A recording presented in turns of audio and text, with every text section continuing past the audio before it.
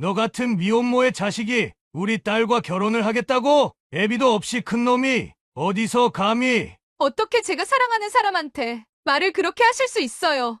민정아 조용히 못해. 어디서 저 놈 편을 들고 있어? 우리 집 개보다도 못 사는 저런 집에 시집을 가겠다는 게 아빠는 얼마나 지옥적인 줄 알아? 지금 말 다 하셨어요? 저도 더 이상 듣고만 있진 않을 겁니다. 그럼 어쩔 건데? 누가 가난한 미혼모 밑에서 큰 거 아니랄까봐. 정말 수준이 딱 거기까지구나. 아빠, 제발 그만 좀 하라고. 여러분 안녕하세요. 오늘은 여자친구의 부모에게 개무시를 당한 아들을 보며 서러운 눈물을 흘릴 수밖에 없었던 김옥희 씨의 사연입니다. 이 이야기를 듣다 보면 재벌가로부터 김옥희 씨가 당한 치욕과 모멸에 치가 떨리실 텐데요. 마지막엔 그 모든 걸 뒤엎는 통쾌한 반전과 복수가 여러분을 기다리고 있으니 한번 끝까지 들어주세요. 사연 시작 전 눌러주시는 좋아요는 저에게 가장 큰 힘이 됩니다. 그럼 지금부터 오늘의 사연 시작하겠습니다. 저는 어린 시절을 고아원에서 보냈습니다. 늘 똑같은 하루가 반복됐어요. 항상 정해진 시간에 정해진 일을 해야 했습니다. 놀고 싶어도 그럴 수 없었고, 울고 싶어도 선생님 눈치를 봐야 했지요. 그래도 저에겐 한 달에 한 번, 그 지루하고 답답한 생활을 견딜 수 있는 이유가 있었습니다. 바로 엄마가 찾아오는 날이었거든요. 엄마는 다른 아이들의 부모님처럼 매주 오시는 분은 아니셨어요. 하지만 저는 한 달에 한 번이라도 엄마가 온다는 사실만으로도 세상을 다 가진 것만 같았습니다. 엄마가 오는 날 아침이면 저는 눈이 번쩍 뜨였습니다. 새벽부터 설레는 마음에 밥도 제대로 넘어가지 않았어요. 선생님께서 오키야, 오늘 엄마 만나는 날이네. 라는 말을 하시면 저도 모르게 얼굴이 환해졌습니다. 그 순간만큼은 제가 세상에서 제일 행복한 사람이 된 것만 같았어요. 엄마가 고아원 문을 열고 들어오면 저는 신발도 신지 않고 뛰쳐갔습니다. 엄마, 보고 싶었어요. 하며 목이 터져라 외쳤죠. 엄마가 사온 과자를 받아 들고서야 비로소 마음이 놓였습니다. 초콜릿이 들어있는 봉지라도 열리면 제 입가엔 미소가 떠나지 않았어요. 엄마랑 함께 앉아 과자를 나눠 먹으면서 저는 쉬지 않고 이야기를 했습니다. 고아원에서 있었던 일, 친구들과 다툰 이야기, 밤에 무서운 꿈을 꾼 이야기까지. 하고 싶은 이야기가 끝이 없었습니다. 조금도 입을 멈출 수 없었어요. 엄마랑 이야기할 수 있는 시간이 너무 소중했거든요. 그런데 그 소중한 시간이 끝날 때면 저는 늘 한없이 서러워졌습니다. 엄마가 오키야, 엄마 이제 가야 돼. 다음 달에 또 올 테니까 잘 지내고 있어야 돼. 라고 말씀하셔도 저는 끝까지 손을 놓지 않았어요. 엄마의 바지가랑이를 붙잡고 울며 매달렸습니다. 엄마, 조금만 더 있다 가면 안 돼요? 제발요. 엄마, 하지만 엄마는 저를 뒤로 한 채 떠나셨죠. 매번 다음에는 더 빨리 올게. 라는 약속을 남기셨지만 엄마가 떠난 뒤의 빈자리와 고아원으로 돌아오는 길은 언제나 너무 서러웠습니다. 친구들이 입양을 가거나 부모님의 품으로 돌아갈 때면 남아있는 저를 위로해주곤 했지만 그럴수록 제 마음은 더 텅 비어갔어요. 창문 너머에서 부모님의 손을 잡고 떠나는 친구들의 모습을 보면서 저는 억지로 미소를 지었습니다. 좋겠다. 이제 가족이랑 같이 살 수 있어서. 아무렇지 않은 척 하려 했었지만 속은 엉망이었어요. 그날 밤 저는 혼자 이불 속에서 울며 생각했습니다. 나한테도 그런 날이 올까? 나도 언젠가 엄마랑 같이 살 수 있을까? 그러던 어느 날이었어요. 평소와 다름없이 엄마가 찾아오시는 날을 기다리며 저는 아침부터 창밖만 바라보고 있었습니다. 그런데 그날 엄마가 올 시간이 됐는데도 저를 찾아오지 않았어요. 아이들이 오키야, 오늘 너희 엄마 안 오시나 봐. 어떡해? 라고 말해도 저는 믿지 않았습니다. 아니야. 엄마 꼭 올 거야. 나랑 약속했다고. 저 스스로를 다독이며 기다렸습니다. 그날 엄마는 밤이 다 되어서야 저를 찾아왔습니다. 문이 열리고 엄마가 들어오는 순간 저는 안도하며 달려갔어요. 하지만 그날 엄마의 얼굴은 유독 어두웠습니다. 엄마는 그날 저를 꼭 껴안으며 말했습니다. 오키야, 엄마가 다른 사람이랑 결혼을 하게 되었어. 저는 그 말의 뜻을 이해하지 못했어요. 엄마가 결혼을 하면 뭐가 달라져요? 저는 아무렇지 않게 대답했어요. 결혼하면 엄마랑 같이 살 수 있는 거예요? 엄마는 한동안 말을 잊지 못하시더니 저를 꼭 안고 눈물을 흘리셨어요. 오키야, 이제 엄마가 더는 너를 보러 올 수 없게 됐어. 미안해. 정말 미안해. 그 말을 듣는 순간 저는 모든 게 무너지는 것 같았습니다. 왜요? 엄마? 왜요? 저랑 같이 살 수 있는 거 아니에요? 저는 울며 매달렸지만 엄마는 끝내 제 손을 놓으셨습니다. 오키야, 엄마가 항상 널 사랑한다는 걸 잊지 마. 엄마도 어쩔 수가 없어. 엄마는 그 말을 마지막으로 고아원을 떠나셨습니다. 그날 밤 저는 잠에 들지 못했습니다. 엄마의 마지막 말이 계속 귀에 맴돌았습니다. 더는 너를 보러 올 수 없게 됐어.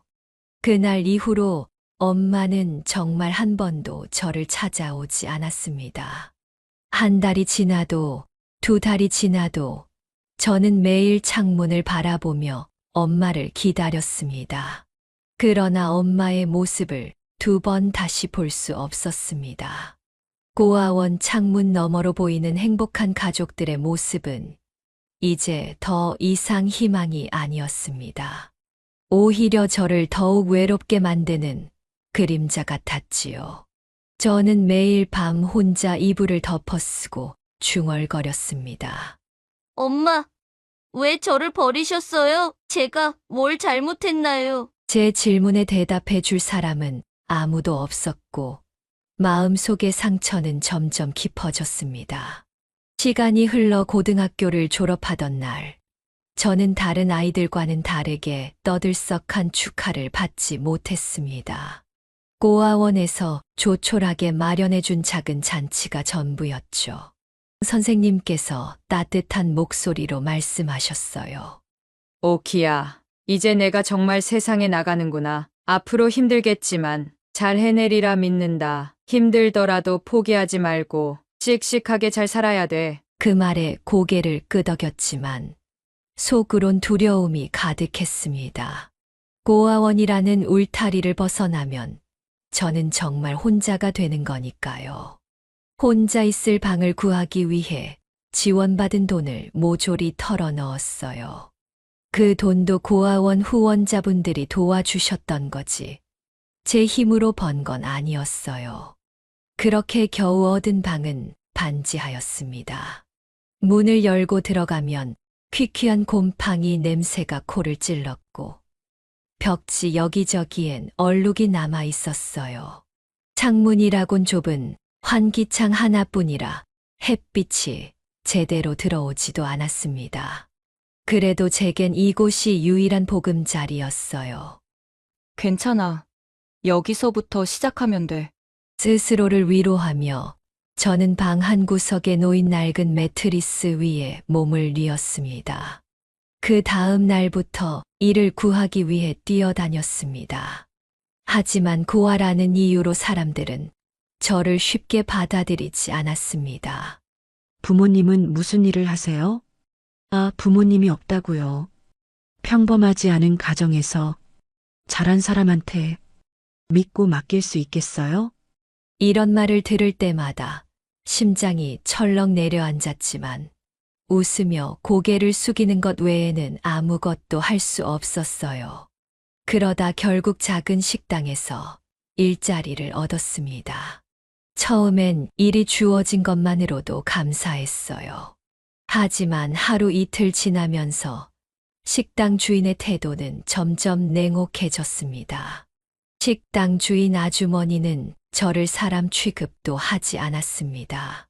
오키야, 그릇 닦는 속도가 그게 뭐니? 손이 없어. 발이 없어? 라고 소리를 지르곤 했죠. 특히 손님이 많을 때면 더 심했어요. 주방에서 쩌렁쩌렁 울리는 주인 아주머니의 고함 소리에 손님들도 고개를 돌려 저를 쳐다보곤 했습니다. 그 시선들이 얼마나 수치스러웠는지 모릅니다. 하지만 무엇보다 힘들었던 건 주인 아주머니의 딸과 비교당하는 일이었어요. 주인 아주머니의 딸은 대학생이었쇼. 딸이 식당에 놀러 올 때면 주인 아주머니의 표정은 완전히 달라졌어요. 우리 딸 공부하느라 힘들지? 엄마가 맛있는 거 해줄게. 딸에게는 천사 같은 목소리로 말하며 정성껏 음식을 차려주었습니다. 그런 모습을 보며 저는 마음이 쓰려왔습니다. 나도 엄마가 있었으면 나도 저렇게 따뜻한 말을 들을 수 있었을까? 고아원에서 자란 제가 애초에 바라지도 못할 일이었지요. 그렇게 하루하루를 버티며 지내던 어느 날이었습니다. 식당에 새로운 아르바이트생이 들어왔습니다.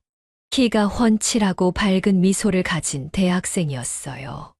처음 그를 봤을 때 저도 모르게 마음이 설렜습니다. 안녕하세요. 앞으로 여기서 일하게 됐습니다. 그 대학생이 고개를 숙이며 인사할 때 저는 잠깐 말을 잃었어요. 그런 제 모습이 부끄러워 고개를 숙인 채 겨우 안녕하세요. 라고 대답했습니다. 그 사람은 다른 사람들과 달랐습니다. 제게 다가와 먼저 말을 걸고 힘들어 보일 때면 다정하게 챙겨줬습니다. 오키 씨, 많이 힘들죠? 제가 좀 도와드릴게요. 그의 말 한마디 한마디는 제게 위로가 되었고 점점 그의 존재가 저에겐 큰 의지가 되었습니다. 어두운 제 삶 속에 한 줄기 빛이 들어온 것 같았어요. 우리는 점점 가까워졌습니다. 퇴근 후엔 가끔 식사를 함께하며 서로의 이야기를 나누었어요. 그는 꿈이 많고 따뜻한 사람이었어요. 그 사람과 함께 있는 시간이 늘어날수록 저는 제 인생도 조금씩 변할 수 있을 거라는 희망이 생겼습니다. 결국 우리는 사랑에 빠졌습니다. 하지만 행복은 오래 가지 않았습니다.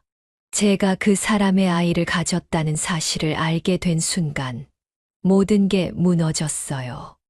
저는 용기를 내서 이 사실을 털어놓았습니다.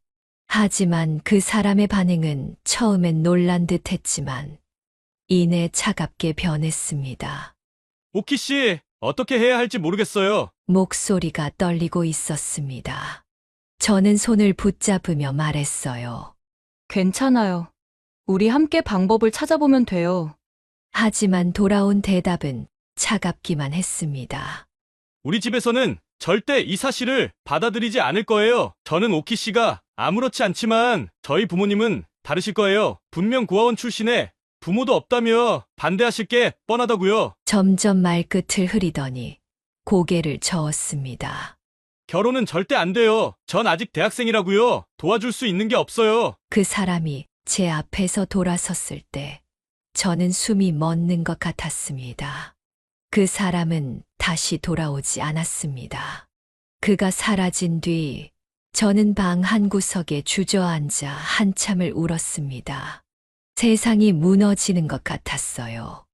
엄마에게 버림받았던 기억이 다시 떠올랐고, 이제는 뱃속의 아이와 함께 또다시 버려졌다는 현실이 저를 짓눌렀습니다. 며칠 동안 저는 일을 나가지 못했습니다. 방에 틀어박혀 울고 또 울었어요. 하지만 뱃속의 아기가 저를 붙잡아 주었습니다.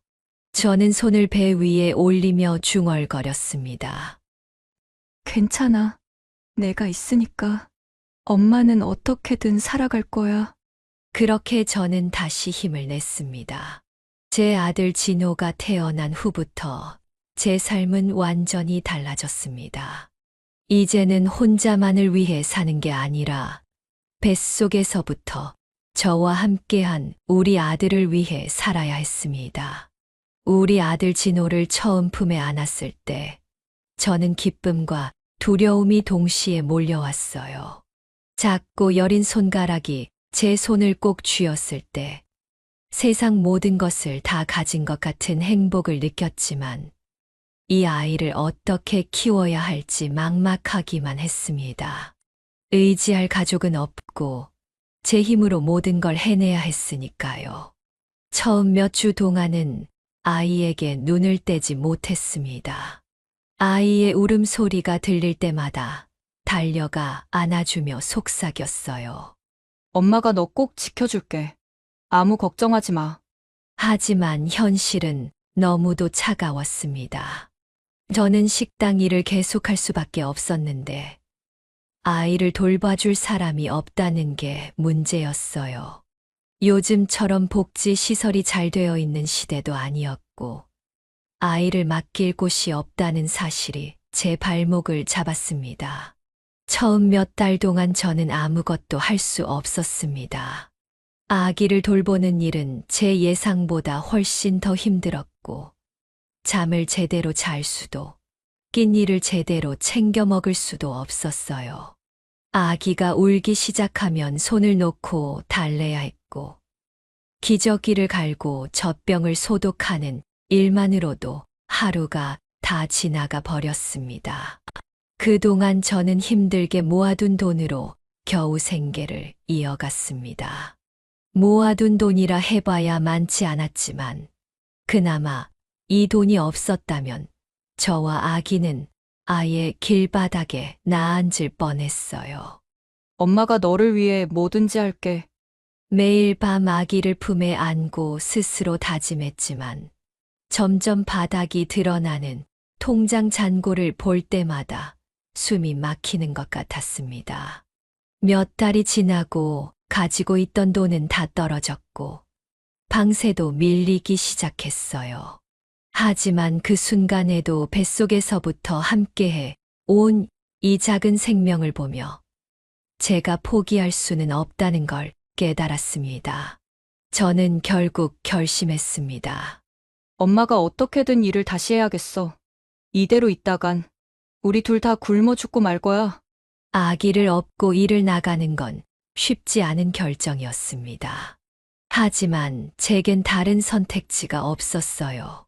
일자리를 알아보며 아기를 데리고 갈 수 있는 곳을 찾아다녔습니다. 하지만 그때마다 차갑게 거절당했습니다.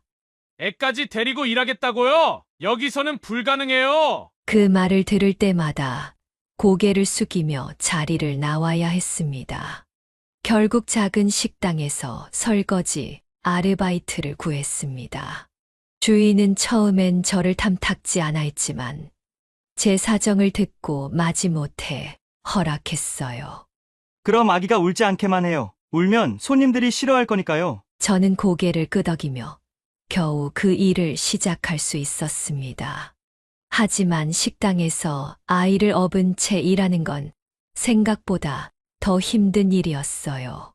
주방의 뜨거운 열기 속에서 설거지를 하다 보면 아가 울기 시작했고 그럴 때마다 눈치를 보며 한 손으로는 아이를 달래고 한 손으로는 일을 해야 했습니다. 시간이 지나면서 주인의 불만은 점점 커졌습니다.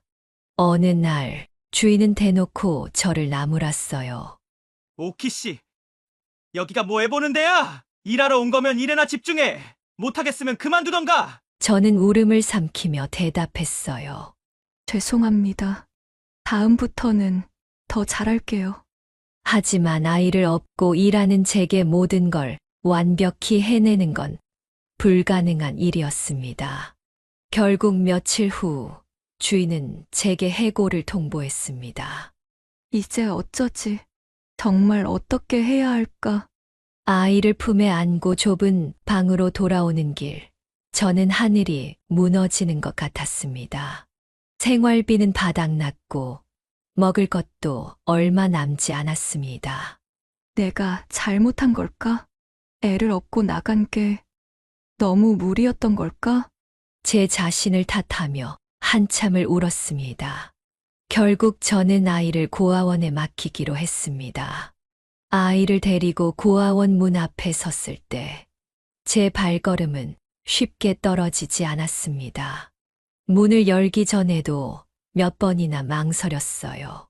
정말로 이게 최선일까?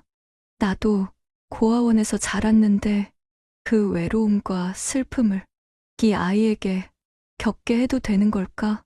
하지만 그때의 저로선 다른 선택지가 없었습니다. 우리 아들 진호를 고아원 선생님께 맡기고 돌아서는 순간 저는 한 번 더 멈춰 섰습니다. 진호가 울며 제 손을 붙잡고 엄마! 엄마! 라며 울부짖는 그 말이 제 심장을 후벼 팠습니다. 제 발은 떨어지지 않았고 다시 돌아가 아이를 껴안았습니다. 엄마가 너 꼭 데리러 올게. 무슨 일이 있더라도 꼭 널 다시 찾으러 올 테니까 조금만 기다려줘. 하지만 제 말이 아이에게 위로가 되었을 리 없었습니다. 그날 밤 집으로 돌아온 저는 아이가 없는 방을 보며 한참을 울었습니다. 손에 든 젖병을 내려놓고 텅 빈 침대를 보며 중얼거렸습니다. 미안해.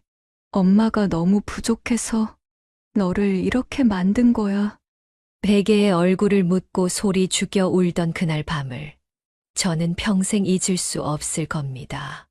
아이를 고아원에 맡기고 돌아온 날부터 제 삶은 하루도 편한 날이 없었습니다.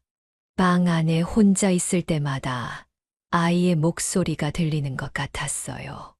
그 작은 손이 제 옷자락을 붙들던 그 느낌이 생생했지요. 밥을 먹으려고 해도 아가 생각나고 잠을 자려고 눈을 감으면 아이 얼굴이 떠올랐습니다. 저는 스스로를 끊임없이 자책했어요. 내가 엄마라고 부를 자격이 있어? 내가 엄마라면서 왜 그 애를 고아원에 두고 왔어? 똑같은 아픔을 자식들한테도 물려줄 생각이야? 이런 생각들이 머릿속을 떠나지 않았습니다. 아이를 다시 데려올 때까지 저는 죽기 살기로 일했습니다. 낮에는 청소 일을 하고 밤에는 식당에서 설거지를 했습니다. 새벽엔 전단지를 돌리며 하루를 마무리했어요. 하루 4시간도 제대로 못 자는 날이 이어졌습니다. 집에 들어와서는 방바닥에 주저앉아 겨우 숨을 고르곤 했습니다.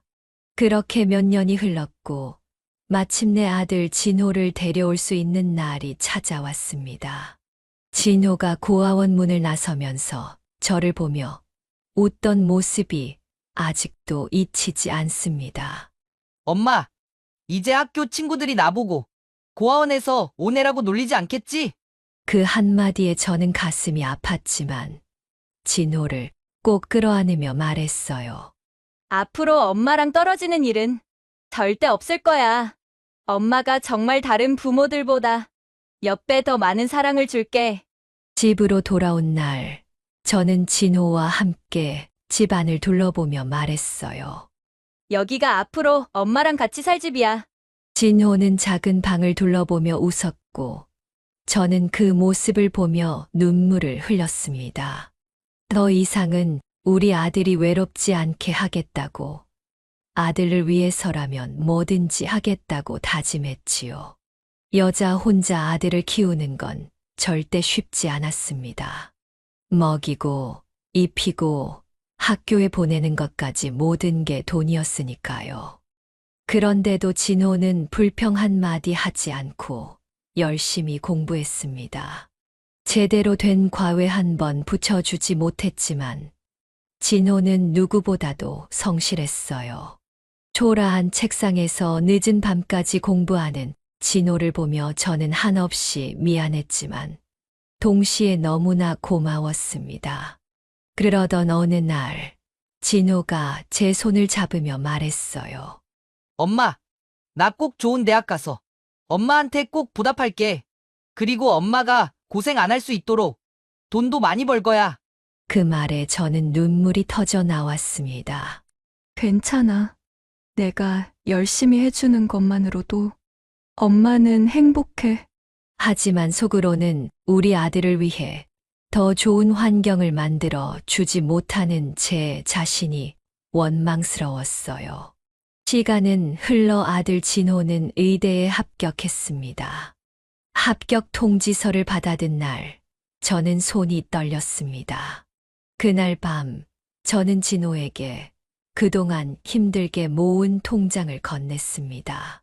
진호야, 너가 어렸을 때부터 엄마가 너를 위해 모은 돈이야. 부족하지만 등록금이랑 학비로 썼으면 좋겠어. 진호는 그 통장을 보며 한참을 울었습니다.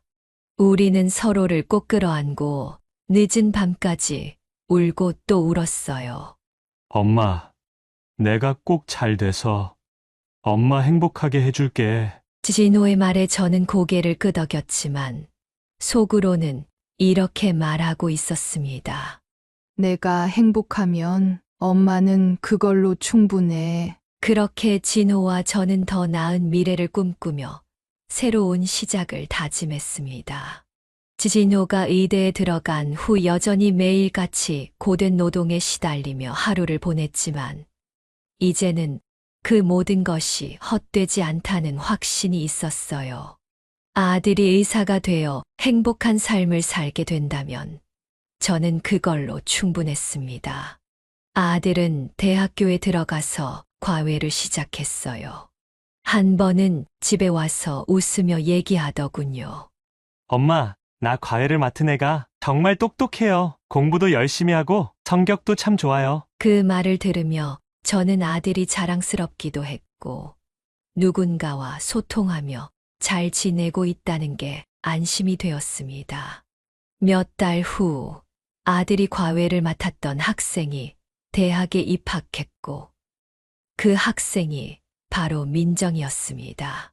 처음엔 그저 아들이 과외를 해줬던 학생이었지만 시간이 지나면서 진호와 민정이는 연인이 되었습니다. 민정이는 참 밝고 따뜻한 아이였어요. 처음 민정이를 만났을 때 저는 민정이의 웃는 얼굴이 너무나 순수해 보여서 마음이 놓였습니다. 안녕하세요, 어머니. 진호 오빠가 항상 어머니 얘기 많이 했어요. 민정이는 예의 바르고 배려심이 깊었어요. 처음엔 민정이의 부모님도 아들을 좋아해 주시는 것 같았어요. 민정이가 엄마, 아빠, 진호 오빠 정말 좋은 사람이에요. 과외 해줬을 때도 보셨겠지만 정말 성실하고 다정해요. 라고 말할 때 그들 역시 환하게 웃으며 고개를 끄덕였다고 했습니다. 하지만 그 평화는 오래 가지 않았습니다. 어느 날 민정이의 부모님이 아들과 제 과거를 알게 되면서 모든 것이 변했습니다. 민정이가 저와 아들의 사정을 솔직히 털어놓았던 모양입니다. 민정이는 그녀의 부모가 우리를 이해하고 우리의 딱했던 사정을 잘 헤아려 줄 거라 생각했던 것 같습니다. 하지만 그것은 민정이의 큰 착각이었습니다. 저와 진호의 사정을 알게 된 민정이의 부모님은 아들을 아버지 없는 고아 출신이라며 무시하기 시작했습니다. 의대생이라고 좋아했더니 알고 보니 아버지 없이 컸다면서 어렸을 때 고아원에 있었다는 게 정말 사실이니? 민정의 아버지는 냉소적인 미소를 지으며 중얼거렸습니다. 우리 딸이 사람을 좀 제대로 볼 줄 알았는데 미혼모 밑에서 자란 사람하고 어울린다니. 진호는 아무 말도 하지 못하고 고개를 숙였습니다. 그 말은 진호에게 자신을 짓누르는 족쇄처럼 느껴졌습니다. 그럴 때마다 민정이는 자꾸 부모님을 대신해 사과하며 아들을 달래주었습니다. 오빠, 미안해. 부모님께서 그냥 오빠가 어떻게 자라왔는지 잘 이해하지 못하셔서 그런 걸 거야. 아무래도 부모님 주위엔 다 돈 많은 분들만 있으시거든. 그래도 시간이 지나면 분명 오빠를 이해해 주실 거고 모든 게 괜찮아질 거야. 아들 진호는 민정이의 말을 믿고 버텼지만 속으로는 큰 상처를 받고 있었습니다. 며칠 후 아들 진호가 민정이와 데이트를 하러 나간다더니 얼마 후 다시 돌아와 말없이 작은 봉투를 저에게 보여주었습니다. 봉투 안에는 백화점 상품권이 무려 200만 원이나 들어있더군요. 민정이 부모님이 준 거예요. 저는 그게 무슨 뜻인지 물었습니다. 그러자 진호가 떨리는 목소리로 대답했어요. 민정이랑 데이트할 거면 옷부터 제대로 입으라고 하시더라고요. 그렇게 입고 다니면 우리 민정이가 뭐가 되냐면서요. 맨날 곰팡이 냄새나는 옷. 입는 거 보니 어디 반지하에 사는 거 아니냐면서. 그 말에 저는 아무 대답도 할 수 없었습니다. 자존심이 찢겨나가는 느낌이었어요. 그러면서 이 봉투를 주시더라고요. 우리 민정이랑 데이트할 거면 적어도 창피하지 않을 정도로는 입고 다녀라고. 그 말을 듣는 순간 저는 숨이 턱 막혔습니다. 그런 모욕을 듣고도 그걸 넙죽 받아온 거야? 저는 화가 나기도 했고 아들이 얼마나 상처를 받았을지 가슴이 아프기도 했습니다. 받기 싫었어요. 그런데 민정이가 대신 미안하다고 하면서 저를 설득했어요. 자기랑 같이 옷 사러 가자고. 그래서 그냥. 아들의 말은 자신을 정당화하려는 변명이 아니라 자신도 스스로를 이해하지 못한다는 듯한 한탄에 가까웠습니다. 아들은 다른 봉투를 한 장 더 꺼내더니 저한테 건네주려 하더군요. 이 봉투는 민정이네 부모님이 엄마한테 드리는 거예요. 100만 원쯤 될 거예요. 아마. 사실 엄마는 몇십 년째 똑같은 옷들만 입고 있잖아요. 이참에 좋은 옷 한 벌 사 입으세요. 저는 봉투를 다시 진호 손에 쥐어주며 단호히 말했습니다. 진호야, 엄마가 아무리 힘들게 살아왔다고 해도 엄마가 이런 돈을 받을 것 같아? 그 집에서 네가 그런 말을 듣고 왔는데 엄마한테 지금 이 돈을 받아라는 거니? 엄마는 이런 돈 절대 받을 수 없어. 진호는 억울한 표정으로 다시 말을 꺼냈습니다. 그래도 엄마 생각해서 주는 거잖아요. 자존심 상한다 생각하지 말고 그냥 받으세요. 저는 고개를 절레절레 저으며 진호의 말을 끊었습니다. 진호야, 너는 아직도 모르겠니? 내가 그 돈을 받아온 순간 그 사람들이 우릴 무시했던 말들을 모두 인정하는 꼴이 된 거야. 내가 이걸 받아왔다는 게 엄마한테는 더 큰 상처야. 진호는 이해하지 못한 듯 억울한 표정을 지었지만 더는 아무 말도 하지 않았습니다. 아들이 떠난 뒤 저는 홀로 앉아 한참 동안 눈물을 흘렸습니다. 진호야, 엄마는 그런 돈 따위 필요하지 않아. 너는 모르겠지만 그 돈이 엄마에겐 얼마나 큰 상처가 되는지. 아니, 제 목소리는 텅 빈 방 안에서 메아리 치듯 울렸습니다. 그날 아들 진호는 상품권을 들고 민정이와 함께 백화점에 갔다고 합니다. 민정이는 자신의 부모들이 한 말에 대해 한껏 미안해하며 진호의 손을 잡고 백화점을 이리저리 돌아다녔다고 합니다. 진호는 처음엔 당혹스러워했지만 화려한 명품 매장을 둘러보며 점점 눈이 바뀌는 것을 스스로 느꼈다고 하더군요. 그곳에 있는 옷들, 가방들 전부 반짝이고 비싸 보였어요. 제가 평생 만져보지 못했던 것들이었죠. 그런데 그 사람들은 이런 걸 아무렇지 않게 살 수 있다니 그런 기분이었어요. 아들은 그날 처음으로 자신이 속하지 못했던 새로운 세상의 일부를 경험했다고 말했습니다. 그것은 아들을 흥분시키기도 하고 한편으론 새로운 욕망을 불러일으켰습니다. 그렇게 진호는 점점 민정이네 집안에 동화되어 갔습니다. 민정이가 사는 세계는 화려함과 풍요로움으로 가득 차 있었고 우리 아들을 빠르게 변화시키고 있었습니다. 어느 순간부터 저를 대하는 아들의 말투와 태도도 점점 차가워지는 걸 느낄 수 있었어요.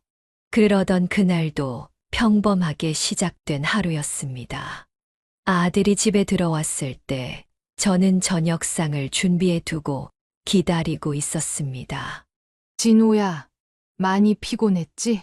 얼른 씻고 밥 먹자. 내가 좋아하는 갈치조림 해놨어. 저는 힘들어도 아들이 잘 먹는 모습을 보면 하루의 피로가 싹 풀렸습니다.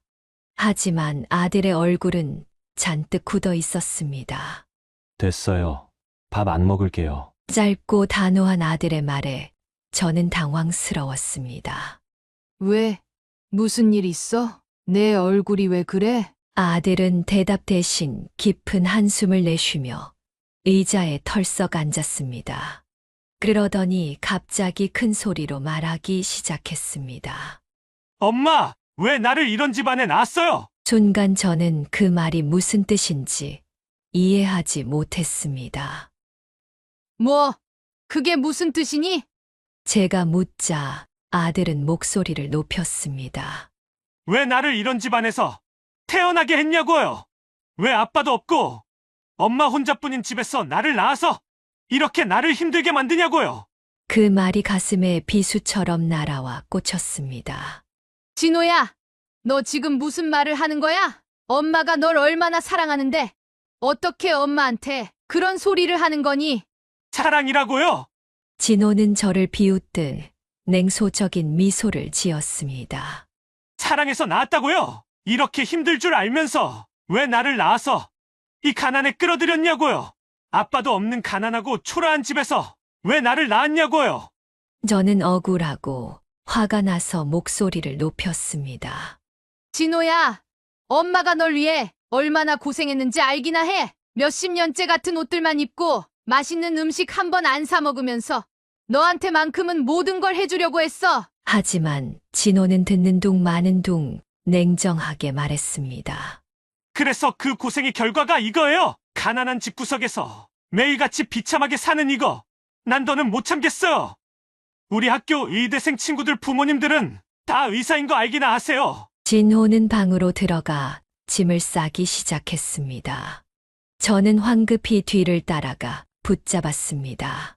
진호야, 내가 엄마를 이렇게 원망하기 시작하면 엄마는 어떻게 살라고? 엄마랑 같이 여기까지 왔잖아. 조금만 더 참으면, 조금만 더 버티면. 진호는 제 손을 뿌리치며 소리쳤습니다.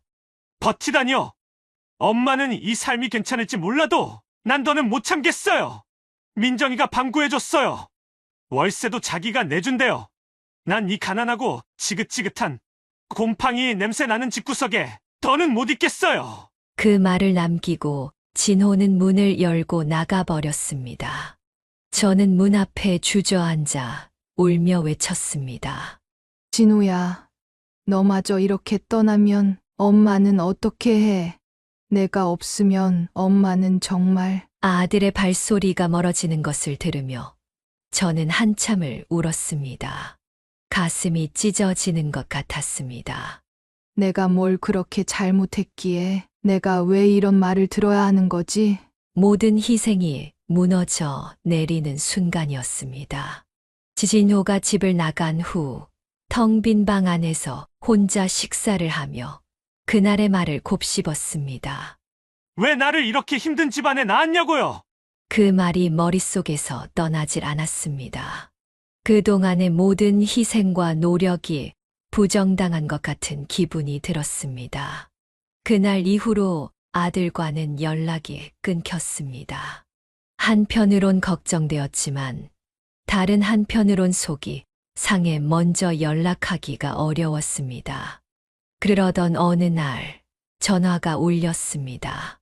전화를 받자 민정이의 목소리가 들렸습니다. 어머니, 안녕하세요. 저 민정이에요. 그녀의 밝은 목소리가 무척 낯설게 들렸습니다.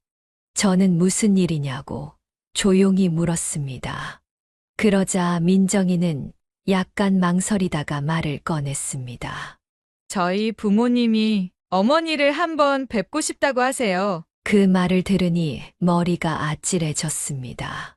민정아, 미안하지만 난 너희 부모님들을 만나고 싶지 않다. 너희 부모님이 나를 왜 보고 싶어 하는 건지 모르겠지만 난 굳이 가고 싶지 않아. 민정이는 조심스럽게 저를 설득하려 했습니다.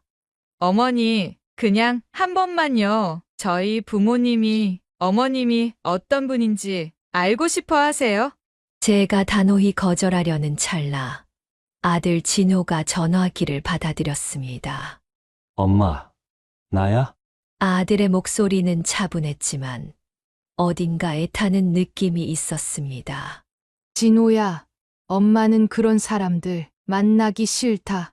이미 너한테 전해들은 말만으로도 엄마가 얼마나 마음이 상했는지 모르니? 내가 엄마 입장이 돼서 생각해보면. 진호는 제 말을 끊으며 말했습니다.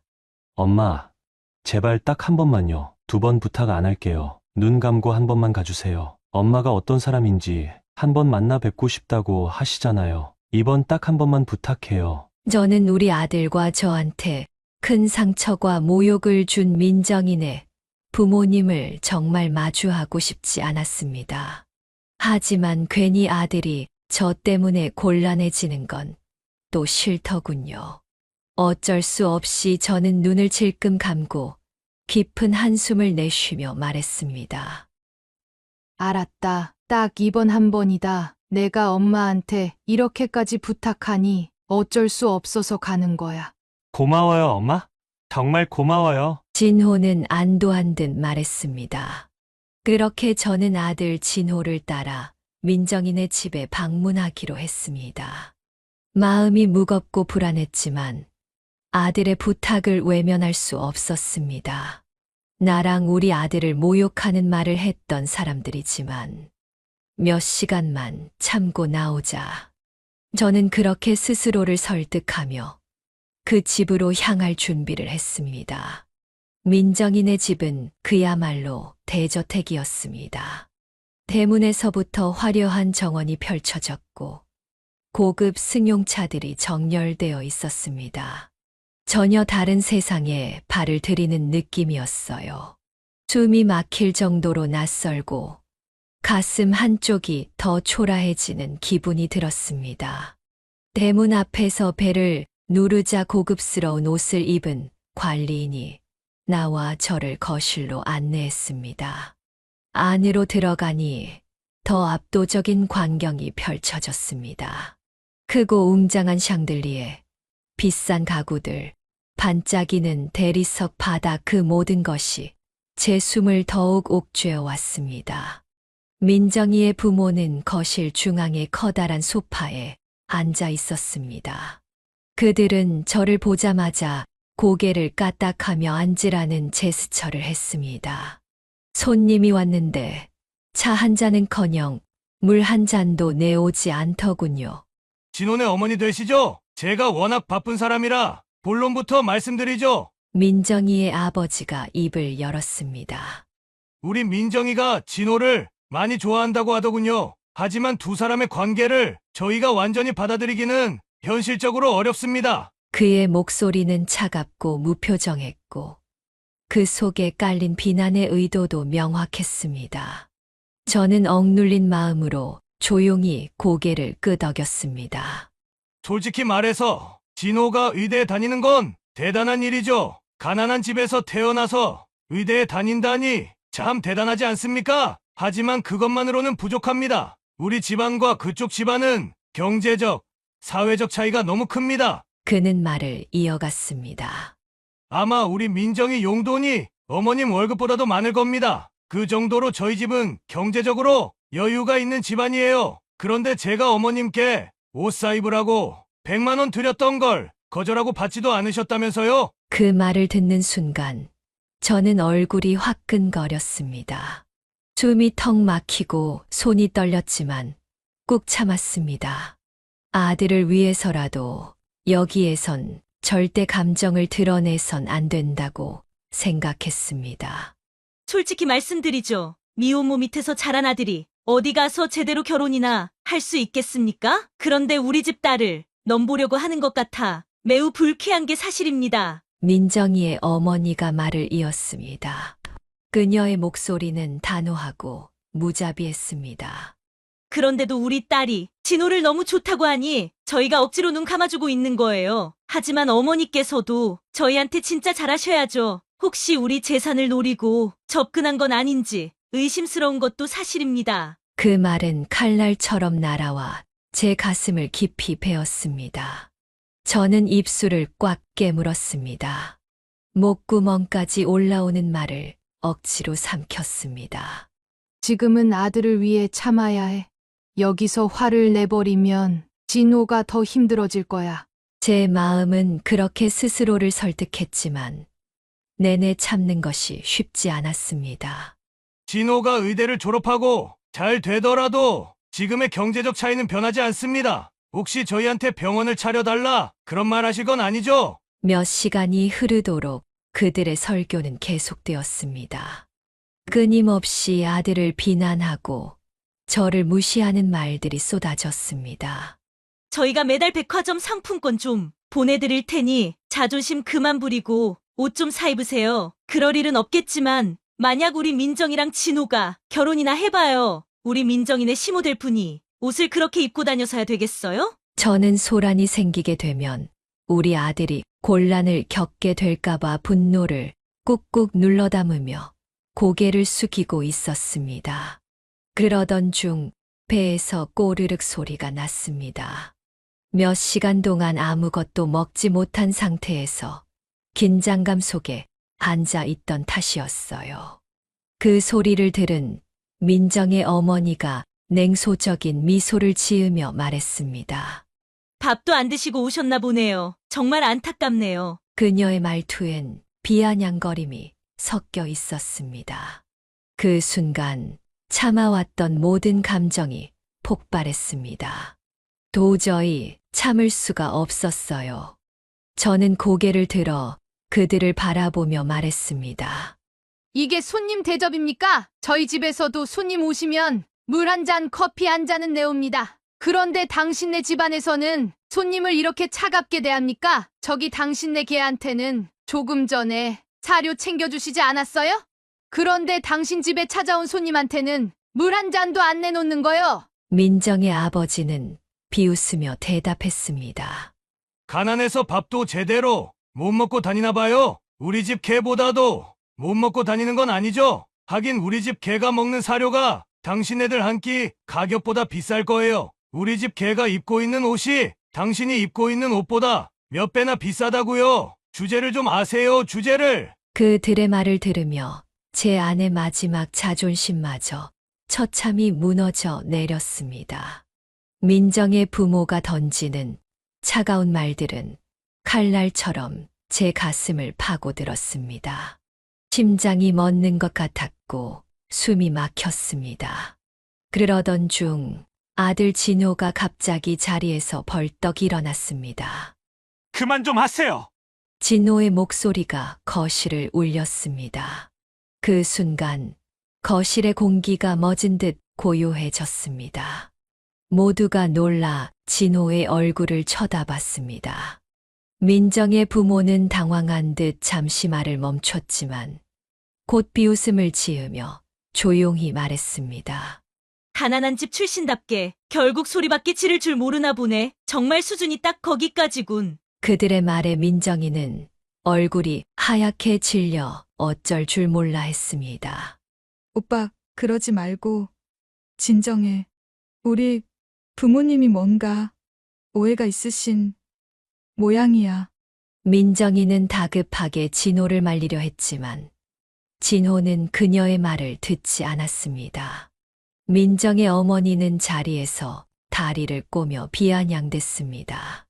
어머, 역시 미혼모 밑에서 자라면 이런 수준이 되는 건가요? 조금만 자극해도 이렇게 감정적으로 폭발하는 걸 보면 참. 진호의 얼굴은 점점 더 붉어졌습니다. 아들의 두 손이 부르르 떨리고 있는 게 보였습니다. 그때 민정의 아버지가 냉소적인 웃음을 지으며 한마디를 더 던졌습니다.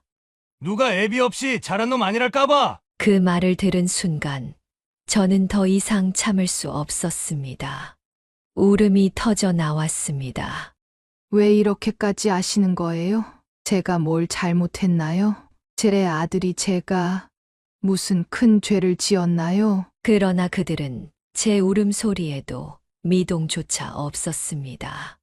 바로 그때 진호가 바닥에 있던 개밥 그릇을 들어 올렸습니다. 거실의 모든 시선이 아들의 손으로 쏠렸습니다. 그들의 비아냥거리는 말과 태도의 분노가 폭발한 진호는 사료가 담긴 개밥 그릇을 민정의 부모 앞으로 세차게 내던졌습니다. 그릇이 날아가며 들린 소리와 충격에 모두가 얼어붙었습니다. 민정의 부모는 경악한 얼굴로 진호를 쳐다봤습니다. 이게 지금 뭐 하는 짓이야? 민정의 아버지가 고함을 질렀지만 진호는 물러서지 않았습니다. 그만 좀 하세요. 아들의 목소리는 떨렸지만 강했습니다. 어떻게 자식 앞에서 부모를 욕보이는 말을 그렇게 아무렇지 않게 하실 수 있어요? 당신들이 아무리 돈이 많아도 우리 엄마를 모욕할 권리는 없어요. 민정이는 당황해 고개를 푹 숙였고 저는 아들의 팔을 붙잡으려 했습니다. 진호야, 그만해. 우리 그냥 가자. 진호는 단호하게 제 손을 붙잡으며 말했습니다. 엄마, 여기서 나가요. 더는 이런 모욕을 참을 이유가 없어요. 정말 해도 너무하네요. 우리가 대문 밖으로 나서는 순간 차가운 바람이 얼굴을 스쳤습니다. 하지만 그 순간만큼은 모든 것이 후련했습니다. 대문을 닫으며 저는 눈물을 멈출 수 없었습니다. 진호야, 내가 엄마를 이렇게 지켜줬으니 엄마는 그걸로 충분하다. 아들은 조용히 제 어깨를 감싸 안으며 말했습니다. 엄마, 그동안 제가 너무 어리석었어요. 태어나서 처음으로 잘 사는 부잣집 모습을 보니 제가 잠시 넋이 나가 있었나 봐요. 정말 미안해요. 그날 밤 우리는 서로를 꼭 끌어안고 한참을 울었습니다. 그 눈물 속에는 쌓이고 쌓인 치욕과 서름이 섞여 있었습니다. 하지만 동시에 우리 둘의 새로운 시작을 위한 결심도 함께했습니다. 그런 충격적인 일을 겪은 이후 진호는 완전히 달라졌습니다. 그동안 어디에 마음이 흔들렸던 건지 무엇이 중요한지 잊었던 진호가 제자리로 돌아온 것 같았어요. 아침 일찍 학교로 나가고 밤늦게 병원 실습을 마치고 들어오는 아들의 얼굴은 늘 피곤해 보였지만 그 눈빛만큼은 결연해 보였습니다. 엄마, 나 이젠 흔들리지 않을 거예요. 나한테 중요한 게 뭔지 이제 알았어요. 그 말에 저는 마음 한구석이 아팠습니다. 우리 아들이 이렇게 단단해지기까지 얼마나 많은 상처를 견뎌야 했는지 알고 있었거든요. 그저 고개를 끄덕이며 말했어요. 그래, 진호아, 엄마는 내가 선택한 길을 믿어. 내가 잘 해낼 거라는 걸 엄마는 누구보다 잘 알아. 그렇게 아들은 다시 자신의 꿈을 향해 달려갔습니다. 학업과 실습이 반복되는 날들이 이어졌어요. 아들이 한창 전문의 시험을 준비하던 시기에는 그야말로 밤낮이 없었습니다. 새벽까지 책상 앞에 앉아 공부하던 아들의 뒷모습을 보면서 저는 항상 걱정이 앞섰습니다. 진호아, 너무 무리하면 안 된다. 몸도 챙기면서 해야지. 그러면 아들은 돌아보지도 않고 말했어요.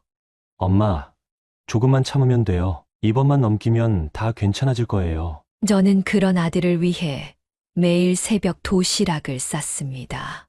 잠이 부족해 눈이 뻑뻑한 날에도, 피곤해 몸이 축 처지는 날에도 손수 음식을 준비했어요. 이거라도 먹어야 힘이 나지. 작은 반찬통에 담긴 음식을 보며 아들이 잠시라도 미소 지어 주길 바랐습니다. 그 와중에도 저는 식당 일을 놓을 수 없었습니다.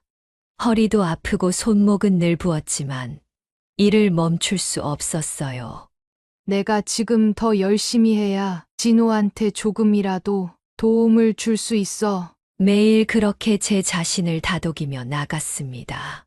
손님들 틈에서 설거지통을 비우고 퇴근길에 전단지를 돌리며 하루하루를 버텼습니다. 그리고 마침내 그날이 왔습니다. 진호가 전문의 시험에 합격한 날, 자격증을 제게 내밀며 말했습니다. 엄마, 해냈어요. 이제 엄마 고생 안 하셔도 돼요. 그 순간 저는 울지 않을 수 없었습니다. 자격증을 든 아들의 손을 붙잡고 꼭 안으며 흐느꼈어요. 진호아, 내가 해냈구나. 정말 잘했다. 엄마는 내가 항상 자랑스러워. 그날 밤 우리는 오랜만에 외식을 하며 기쁘게 웃었습니다. 그동안 쌓였던 모든 고통과 걱정이 눈 녹듯 사라지는 것 같았어요. 이제 진호가 자신의 길을 당당히 걸어갈 수 있다는 사실만으로 제 마음은 벅차올랐습니다. 엄마, 제가 여기까지 올 수 있었던 건 다 엄마 덕분이에요. 진심으로 감사드려요. 아들의 그 말이 제게는 세상 어떤 위로보다도 따뜻했습니다. 그래, 진호아, 엄마는 내가 있어. 정말 행복하다. 그 순간 우리는 서로를 보며 미소 지었고 웃음 가득한 하루를 보내고 있었습니다. 그런 아들이 어느 날 저를 깜짝 놀라게 했습니다. 새로운 사람을 만났다며 소개를 하고 싶다고 하더군요. 저는 처음엔 조심스러웠습니다. 진호야, 내가 어떤 사람을 만나든 엄마는 믿고 응원해. 하지만 서두르지 말고 천천히 알아가야 해. 며칠 후 진호는 정말 밝고 따뜻한 여성을 데리고 왔습니다.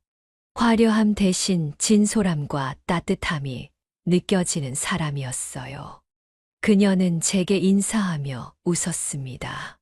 어머니, 진호 씨가 저한테 어머니 이야기를 정말 많이 했어요. 만나 뵙게 되어 정말 반갑습니다. 그녀와의 만남은 제 마음을 한결 편안하게 해주었습니다. 그녀의 말과 행동에서 진심이 느껴졌고, 무엇보다 제 아들이 그녀와 함께 있을 때 행복해 보였기 때문입니다. 시간이 흘러 두 사람은 결혼을 준비하게 되었습니다. 결혼식 날 웨딩드레스를 입은 그녀와 그 옆에 선 아들의 모습을 보며 저는 눈물이 터질 듯 했습니다. 진호가 다가와 제 손을 꼭 잡으며 말했습니다. 엄마, 제가 여기까지 올 수 있었던 건 다 엄마 덕분이에요. 정말 감사해요. 얼마 후 제게는 새로운 가족이 생겼습니다. 손녀가 태어난 것입니다. 아들과 며느리는 아이의 이름을 행복이라고 지었습니다. 우리 가족에게 새로운 행복을 가져다 줄 어머니 손녀예요. 그 말에 저는 눈물이 났습니다. 희망이를 품에 안고 저는 속으로 다짐했습니다. 이 아이는 내가 지켜줄 거야. 이 아이에게는 오직 사랑과 행복만 줄 거야. 그 순간 저는 제 지난 모든 고통과 아픔이 이제는 추억이 되었음을 느꼈습니다. 저는 고아원에서 자라며 누구보다도 깊은 외로움과 상처를 품고 살았습니다.